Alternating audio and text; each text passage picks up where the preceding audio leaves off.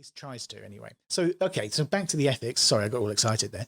So back to the ethical side of things. As you say, there are many studies that are looking at how, an individual would react in, does the car, in the case of a definite accident that's just about to happen, and if you swerve, you're in one of those positions where someone is going to suffer in that case, whether it's the driver, whether it's a doctor crossing the road, or whether it's a bunch of children crossing the street or whatever. I find that that is something that we really need to be looking at. But how can AI do that? Because you're going to have to make many choice, or that program is going to have to make many choices. And if you're giving choice to AI, surely then the word volition comes into it, or not.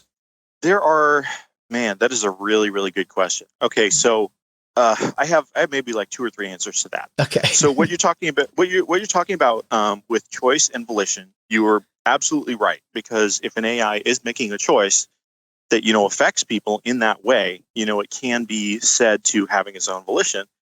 And the reason why I say that is because there was a guy named Alan Turing. I think back in the 40s or 50s. He's known as like the father of the modern computer, I believe. There's a movie about him called The Imitation Game. And he believed that when a computer can be judged, like when you can mistake a computer for a human in a conversation, then the computer can be said to be thinking. Right. And so there's something called the Turing test, where people will interact with a computer, and if they think that the computer is an actual real human, then the computer has passed the Turing test. I mean, that's an oversimplified version of it. But so going along those same lines of logic, if a computer is acting in a position where it is making moral decisions, then you're right. I mean, it can be said to be having its own volition. As far as making moral decisions, I haven't seen anything about an AI that is capable of doing that. Right. Maybe it would help if I explained a little bit more about what AI is. Yes. At this point right now, AI is just inputs and outputs, and that's it.